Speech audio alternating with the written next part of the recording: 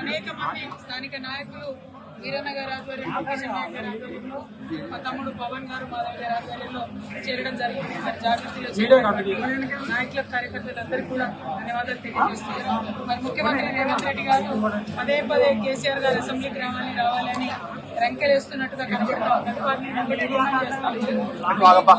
నిజంగా కూడా వాదన చేయాలనుకుంటే, మీకు నిజంగా కూడా చర్చ చేయాలనుకుంటే మీ పోలీస్ కమాండ్ కంట్రోల్ రూమ్ కి మేము మహిళలు అందరం కూడా వస్తాం. చర్చ పెట్టండి. ఎందుకు 2,500 రూపాయలు నెలలకు మహిళలకు ఇస్తానని ఇవ్వడం లేదో, ఎందుకు తులం బంగారం ఇస్తలేదో, ఎందుకు 2,000 నుంచి 4,000 ఇస్తాన్న పెన్షన్లు పెంచడం లేదో తప్పకుండా చర్చిద్దాం.